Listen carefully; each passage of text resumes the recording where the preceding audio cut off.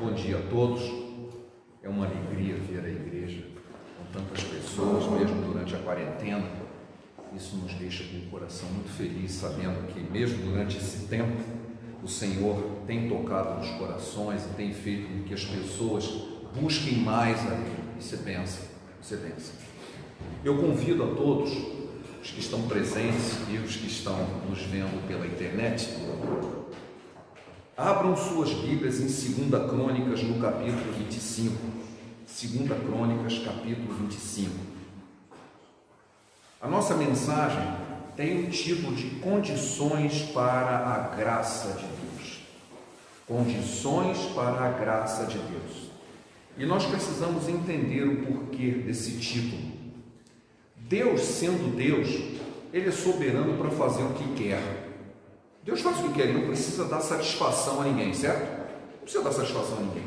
Porém, através da sua palavra, Ele nos tem deixado certos padrões de ação, de como é que Ele age. Não é aleatório, não é sem sentido, não é sem um propósito. Deus tem um padrão de ação e Ele espera também um padrão de ação da nossa parte, que eu chamei de condições. Existem condições em que Deus age na nossa vida e nós precisamos prestar atenção nisso. O texto que nós vamos ler, ele descreve um episódio bíblico muito importante, pelo menos para mim. Eu gosto muito desse texto, já preguei sobre ele em outras ocasiões, em que ele descreve as atitudes de um determinado rei que estava atravessando um problema e Deus vai agir sobre esse problema. Então nós vamos entender todo esse processo, essa dinâmica de Deus agir, para entendermos as condições de Deus agir com sua graça. A primeira coisa, antes de lermos o texto, é que nós precisamos discernir um pouco a diferença entre justiça, graça e misericórdia. O que é justiça? Justiça é quando nós recebemos o que os nossos atos merecem, tanto para o bem quanto para o mal. Se a gente recebe uma coisa boa por ter feito algo bom, é justiça. Se fizermos alguma coisa ruim e recebemos as consequências daquela coisa ruim, isso é justiça. Então a justiça vale tanto para o bem quanto para o mal. Ela se refere a gente receber aquilo que os nossos atos merecem. A misericórdia é o contrário. É você não receber a ação ruim que os nossos atos merecem. Eu fiz algo errado e deveria ser castigado, mas eu não sou. Isso é uma atitude de misericórdia. Eu não recebi algo que eu merecia de ruim, como consequência das ações erradas que eu faço ou fiz. Graça é o outro lado. É você receber alguma coisa muito boa, para o qual você não fez nada para merecer.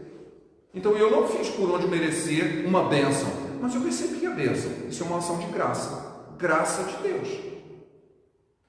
Tendo isso em mente, vamos ler o texto que está em 2 Crônicas, no capítulo 25, começando no versículo 5 até o 9. A história é maior, ela vai até o versículo 20 e poucos, mas a gente vai ler só esses 4 versículos aqui. Amazias congregou a Judá e o pôs segundo suas famílias, sobre chefes de 1000, sobre chefes de 100, por todo Judá e Benjamim. Contou-os de 20 anos para cima e achou 300.000 escolhidos, capazes de sair à guerra e manejar lança e escudo. Tomou também de Israel a soldo 100.000 homens valentes por 100 talentos de prata. Porém, certo homem de Deus veio a ele dizendo: ó rei, não deixes ir contigo o exército de Israel, porque o Senhor não é com Israel, isso é, com os filhos de Efraim. Porém, vai só, age e sê forte.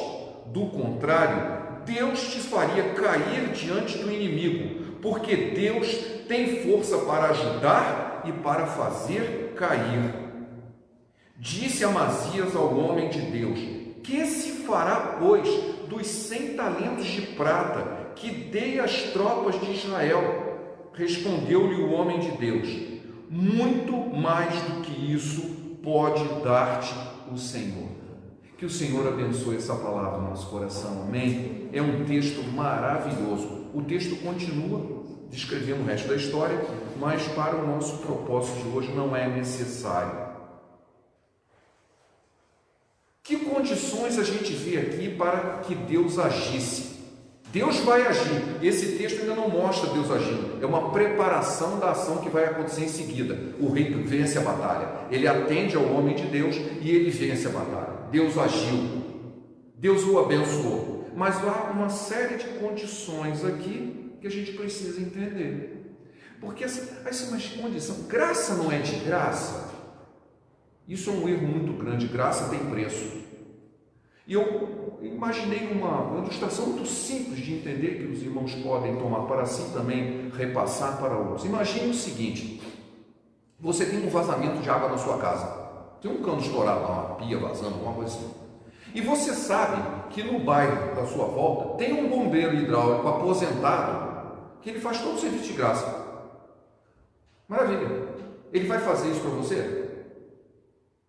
Sim ou não? Depende, tem uma condição. Qual é a condição? Você tem que chamá-lo. Ele não vai abrir a sua porta à força, arrombar a sua casa e dizer assim: eu fiquei sabendo que tem um vazamento aí, eu quero consertar. Ele não vai fazer isso.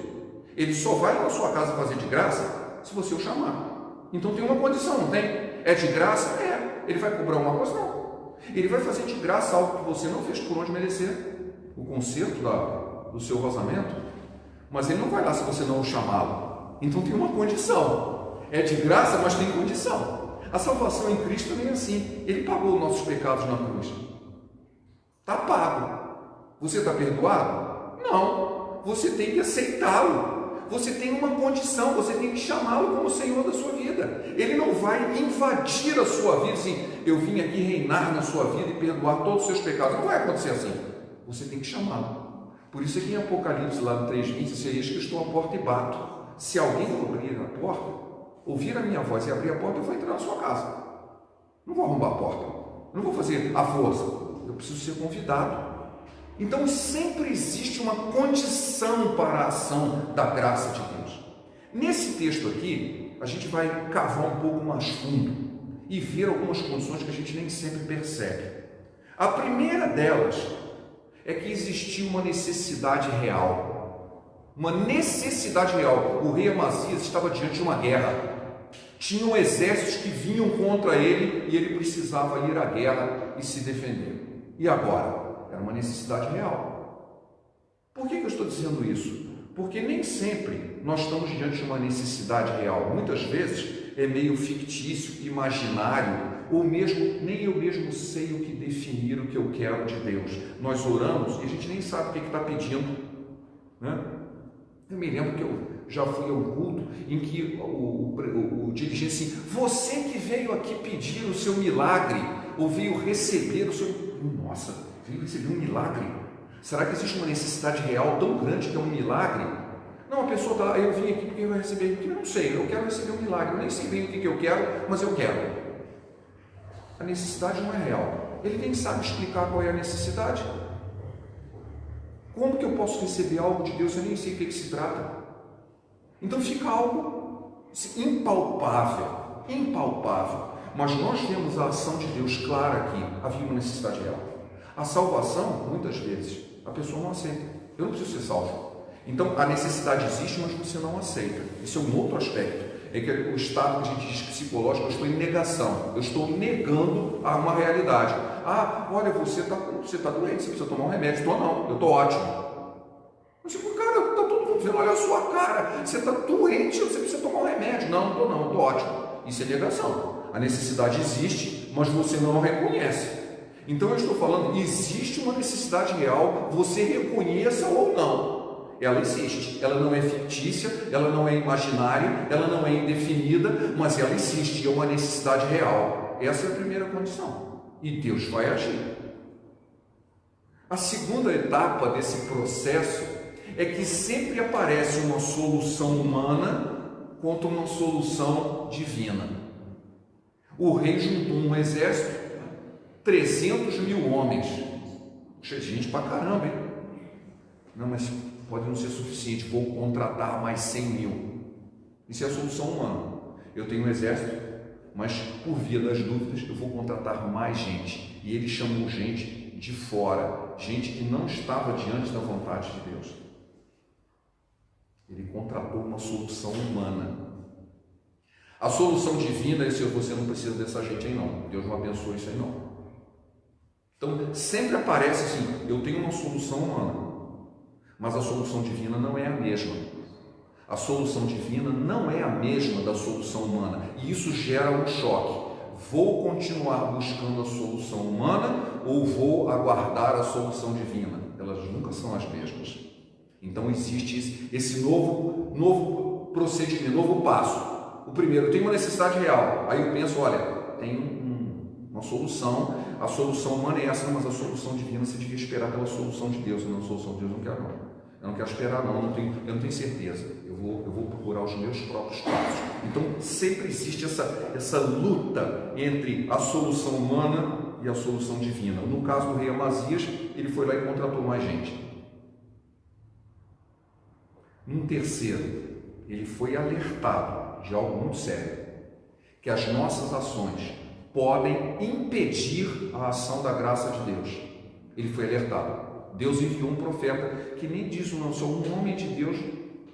Não é importante quem era o homem de Deus, mas um homem de Deus foi lá e disse para ele assim, olha, não leva essa gente não. Deus não está abençoando isso aí não. Eu me lembro que num certo momento da minha vida, muitos anos atrás, eu estava num litígio com um certo local e eu pensei em entrar na justiça contra aquela instituição e alguém me disse o seguinte, olha, deixa na mão de Deus, porque se você puser a sua mão, Deus vai tirar a dele. Achei interessante, assim, é exatamente isso que aconteceu aqui, ia acontecer aqui, não aconteceu, mas estava para acontecer. Baseado numa solução humana, o indivíduo toma uma atitude, mas Deus avisa assim, ó, estou abençoando esse caminho não. Não faça isso não. Eu estou para te dar uma graça, eu estou para te abençoar, mas você pode impedir essa bênção. Você pode interferir na minha ação. Às vezes ele não, Deus é soberano, é o Criador do universo, ele faz o que ele quer. Sim, quando os propósitos dele são maiores, mesmo quando você não queira, ele vai agir. Mas ele não está agindo por você, ele está agindo por um ambiente muito maior. Isso acontece diversas vezes na Bíblia. Mas se imagina que ele vai te dar uma graça para você, só para você, numa situação em que você está vivendo real e você precisa da ajuda de Deus, mas você vai lá e põe a mão no meio do caminho. E Deus avisa assim, não é assim que eu ajo. Meus caminhos não são os meus caminhos. Se você puser a mão, eu vou tirar a minha. Não faça desse jeito. Você vai impedir que eu aja na sua vida. O homem de Deus foi lá e avisou ele. Esse exército que você contratou não faz parte dos planos de Deus. Essa gente não está sendo abençoada. Tira eles do caminho. O próximo passo é mais curioso ainda. O rei ouviu, ele deu atenção, ele queria obedecer a Deus, mas ele ficou preocupado com a perda do dinheiro que ele tinha dado. É uma situação muito estranha isso, porque ele fica preocupado com o dinheiro que ele iria perder e não com as vidas que iam deixar de morrer. Se esses 100 mil soldados forem embora, nenhum deles vai morrer, né? Vai embora, Deus vai agir sem eles. É um monte de gente que vai ser salva. Ele não está nem pensando nisso, está pensando no dinheiro. Mas eu dei 100 talentos de prata, o que eu vou fazer com isso? É uma visão materialista, é uma visão ainda humana sobre comparar o benefício da ação de Deus quanto o que a ação humana pode gerar. É a certeza de que a graça é superior às coisas humanas. Eu perco alguma coisa do ponto de vista humano, mas eu ganho na graça de Deus muito mais do que isso. A resposta que ele recebe do homem de Deus é o que hoje em dia a gente chama de uma invertida. Ele tomou uma invertida. O profeta virou para ele assim, muito mais do que isso tem para te dar o Senhor. Você não vai recuperar esse dinheiro. Você vai ganhar muito mais do que isso. Porque muito mais do que isso tem para te dar o Senhor. Você está preocupado com dinheiro? O que Deus vai te dar é muito mais valioso. Você está trocando algo material humano por algo que a graça de Deus é muito maior. Essa é invertida. Se como assim você está preocupado com isso? A graça de Deus vale muito mais. Então, esse tipo de situação também é um processo que nós precisamos resolver no nosso coração. Muito mais do que isso, tem o Senhor para nos dar. Deus vai nos abençoar. Ah, mas eu vou perder isso, eu vou perder aquilo, eu vou sair desse prejuízo assim, assado. Mas a graça de Deus é maior. Mas a graça de Deus é maior. Numa outra etapa, quando a gente atende à voz de Deus, e ele atendeu. O rei atendeu. Eu não li o texto todo, porque não é parte do objetivo da mensagem, mas ele atende e realmente manda embora. Acontece uma série de outras coisas depois disso. Mas o agir segundo as promessas de Deus não é segundo o que nós vemos. Você já imaginou? Você tem um exército inteirinho, ele manda 1/4, 25% do exército embora. O que os outros iam pensar disso? Não, mas ele está agindo pela fé. Deus disse, eu vou agir, eu não preciso que você faça isso, não ponha a sua mão, eu vou agir. Isso é uma atitude de fé. Em Hebreus, no capítulo 4, versículo 16, nos diz o seguinte, a palavra: cheguemos, pois, com confiança ao trono da graça, para que possamos alcançar misericórdia e achar graça, a fim de sermos ajudados em tempo oportuno. Em tempo oportuno, quando o problema for real, quando chegar o tempo de Deus, você vai achar graça e vai ser ajudado. Nós precisamos nos chegar com confiança ao trono da graça e saber que Deus vai derramar a sua graça, vai derramar a sua bênção, mesmo que agora eu não esteja vendo. Então esse processo de espera, assim, e agora? Eu estou fazendo o que Deus mandou, e aí fica, e agora? Ele vai agir, não vai? Quando vai acontecer? Fica sempre aquela insegurança, aquela incerteza. Então a palavra nos exorta, tenha confiança, Deus vai te abençoar. Sem fé é impossível agradar a Deus, porque é necessário que aquele que se aproxima de Deus creia que Ele existe e que é galardoador dos que o buscam. Versículo 11:6 de Hebreus, é um versículo bastante conhecido. Nós, pela fé, temos que aguardar com paciência a ação de Deus e não colocarmos a ação humana no caminho. Há um outro passo também, uma outra condição. Nós temos que ter humildade para aceitar isso. A arrogância, muitas vezes, é um impedimento da ação de Deus sobre a nossa vida. O rei era o rei, ele podia dizer, sou o rei. Pega mal se eu atender. Como assim? Eu sou o rei, eu faço o que eu quero. Porque o rei, muitas vezes, no passado havia assim, não sei se hoje talvez algumas pessoas se sintam assim, quando alcançam alta proeminência de poder, acham que são próximos de algum tipo de divindade. Não somos. O rei podia dizer, eu sou quase que semideus, eu não preciso atender a nada, eu vou fazer o que eu quero. Eu vou ganhar pela minha própria força. Não, ele teve que ser humilde e aceitar uma bênção de Deus, porque a bênção de Deus teria que ser clara assim, sou eu que estou ganhando, não é você, não é a sua força, é a minha, não é a sua esperteza, é a minha, não é a sua qualidade, sou eu que estou te abençoando. Aceitar isso é uma atitude de humildade. Eu já tenho visto, infelizmente, pessoas quando dizem, nossa, você recebeu uma grande bênção. Não, mas eu fiz por onde? Imediatamente a pessoa responde assim, eu fiz por onde? Deus me abençoou, mas eu fiz por onde? Isso não é uma atitude de humildade, é de soberba. Eu estou dividindo o mérito com Deus. Deus fez ele fez só 101%, eu fiz menos 1, aí deu 100, né? E acha que tem participação, né? Para quem entende matemática, entendeu o que eu falei, né? Que só tem 100%, como é que pode ser uma coisa dessa, né? Eu, na verdade, estou atrapalhando a ação de Deus e ainda digo que fui eu que construí alguma coisa. Isso é soberba.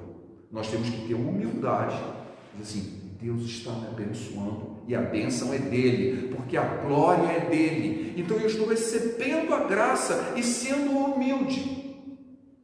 A gente vai ver no próximo tópico de que isso pode ser um laço muito grande na nossa vida. Eu me preocupo quando eu escuto conselhos que dizem que a gente deve exigir de Deus o cumprimento de suas promessas. Eu deve ter visto isso aí. Você tem que exigir de Deus que Ele cumpra a sua promessa. Além de soberba, isso pressupõe que graça não é mais graça, é obrigação. Se graça é algo que eu recebo sem merecer, e eu estou exigindo o cumprimento dela, deixou de ser graça, virou obrigação. E isso não está na Bíblia, não está na palavra. Nós precisamos esperar pela graça, que é um ato soberano de Deus, e que humildemente eu recebo, reconhecendo que não é por meu mérito. Esse é o fato. Amazias atendeu ao homem de Deus, mandou aqueles homens ir embora, mandou os homens ir embora, venceu a batalha, Deus o abençoou, mas ele não passou pelo último passo, que é o que eu vou mencionar agora, e isso foi um grande laço na vida dele, que é a gratidão. Você está grato porque Deus o abençoou, porque Deus lhe deu a sua graça. No Novo Testamento, dos milagres de Jesus, aparece muitas vezes episódio. Os 10 leprosos, 10 foram curados, um voltou para agradecer. Jesus disse: cadê os outros 9? Um voltou dando glória a Deus, agradecendo que tinha sido curado. Gratidão. Ele recebeu. Os outros também receberam a mesma graça e foram embora. Pegaram a sua bênção, como costuma se dizer, e foram embora. Eles não deram glória a Deus por isso. Um deles voltou. Jesus disse: isso aí foi justificado. Ele não foi só abençoado, ele foi justificado, o que é bem mais do que abençoado. Ele foi justificado. Por quê? Porque ele foi até o último passo assim: muito obrigado, Senhor, eu reconheço a tua graça, foi o Senhor que agiu, glória a Deus, louvado seja o teu nome, gratidão. O endemoniado gadareno era um homem terrível, as pessoas morriam de medo dele, ele vivia sozinho, que ninguém podia se aproximar dele. Depois ele foi liberto e Jesus se volta para os seus, conta o que Deus fez, e ele saiu proclamando, e a palavra diz Decápolis. Decápolis não é o nome de uma cidade, significa 10 cidades. Deca, polis. Polis é cidade. Decápolis é uma região com 10 cidades. Ele saiu como um missionário anunciando tudo o que Deus tinha feito por ele. Ele ficou com Jesus algumas horas só, mas ele sabia da necessidade dele, ele reconhecia o quanto Deus o abençoou, como ele era grato a Deus pela sua graça. Então ele foi e anunciou a palavra de Deus, a bênção que Deus havia dado para ele. O nome de Deus foi engrandecido através da sua vida. Gratidão, nós não podemos esquecer isso. Sabe por quê? Amazias não foi grato, ele foi obediente. Sim, ele tinha uma necessidade real, ele recebeu a palavra de Deus, ele foi obediente, ele recebeu a bênção, mas não foi grato. No instante seguinte, ele achou que era poderoso demais, começou a adorar falsos deuses, resolveu fazer uma guerra aqui. Antes a guerra veio contra ele, agora ele provocou uma guerra. O mesmo homem de Deus falou assim: olha, Deus já decidiu te destruir porque você fez isso, não vá nessa guerra porque você vai morrer. E ele foi e morreu, porque Deus o destruiu, porque ele fez tudo ao contrário. Ele não foi grato e pegou aquela bênção e transformou em maldição. Gente, como que pode um negócio desse? Pode. O indivíduo não foi grato, trouxe para si a bênção e achou que ele era o dono da bênção, e a bênção virou maldição, porque ele não foi grato. Então, quando nós vemos assim, gente, quanta coisa que a gente pode aprender da palavra de Deus, da ação de Deus. Deus quer nos abençoar, e a gente às vezes atrapalha a ação de Deus, interfere com a ação de Deus, e Ele insiste, Ele nos avisa, assim, finalmente, realmente, vamos ceder, aí recebe, mas não é humilde para entender que Deus está trabalhando na sua vida, para aceitar que Deus é soberano na sua vida, para ser grato a Deus, e aquela bênção acaba virando uma armadilha. Que triste isso. Sobre esse aspecto, é um texto que termina mal, começa bem e termina mal, mas fica ainda a palavra do profeta: muito mais do que isso tem para te dar o Senhor. Seja humilde, dê graças a Deus por aquilo que Deus está fazendo na sua vida. Eu quero terminar com Efésios 3, versículos 20 e 21, porque ele fala de uma expectativa, o que Deus pode fazer na sua vida. Bom, alguns processos, algumas condições foram discutidas aqui. O que Deus pode fazer na sua vida? Ora, aquele que é poderoso para fazer infinitamente mais do que tudo que pedimos ou pensamos, conforme o seu poder que opera em nós. A Ele seja a glória na Igreja e em Cristo Jesus por todas as gerações, por todo sempre. Amém. Eu acho que com um texto desse não precisa comentário. Amém. Que o Senhor abençoe o nosso coração, que nós possamos entender o que a palavra de Deus está nos dizendo e que o Senhor, através do seu Espírito, possa falar ao nosso coração. Vamos orar? Obrigado, Pai, pela tua palavra, que ela possa gerar frutos, que seja uma semente e que o nosso coração seja a terra boa, onde essa semente plantada possa frutificar e render mais frutos ainda. É o que te pedimos em nome de Jesus.